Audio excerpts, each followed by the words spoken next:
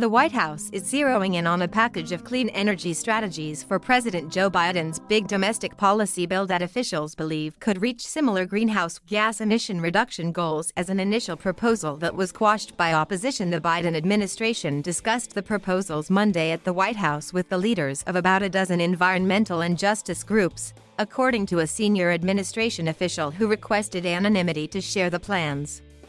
A new approach was needed after coal state Senator Joe Manchin, D.W. Virginia, rejected the White House's earlier clean energy plan. The emerging proposals would expand grants and loans in the agriculture and industrial sectors to help them shift to clean energy providers with fewer greenhouse gas emissions that contribute to global warming, the official said.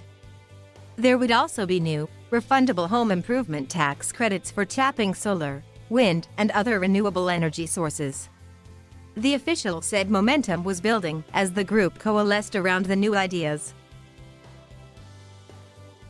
The new strategies come as the president and Democrats in Congress are struggling to wrap up talks on Biden's now scaled-back package of at least $1.75 trillion in social services and climate change investments before he departs later this week for two global summits overseas. Vice President Kamala Harris visited the afternoon meeting with the leaders of some of the nation's leading environmental and justice organizations and reiterated the president's commitment to the goals of the package, even as she acknowledged the sometimes grueling process to achieve consensus in the party.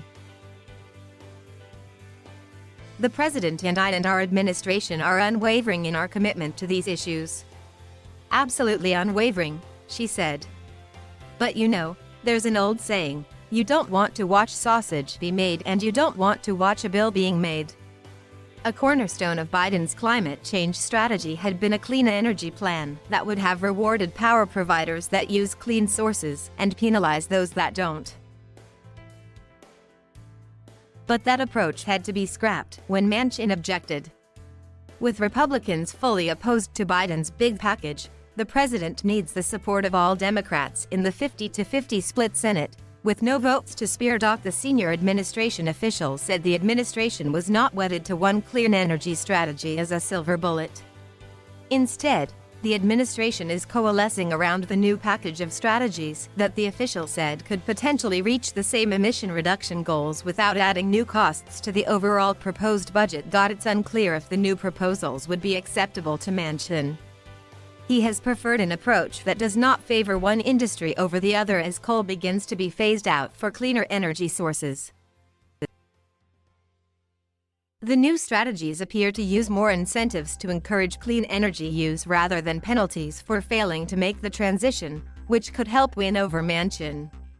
But climate change advocates have argued that penalties are needed to get industries to more quickly turn to cleaner sources as the world races to confront the dire threats of climate change. The grants and loans for the agricultural sector would help rural electric cooperatives transition to cleaner energy sources, which could be of interest to Manchin in his rural state. Similarly, industrial steel, cement and aluminum plants could tap funds to beef up their use of greener sources, the official said. There would also be expanded home improvement tax credits.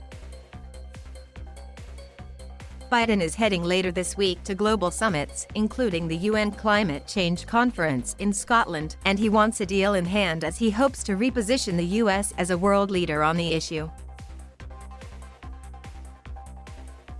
Thank you for watching. Please subscribe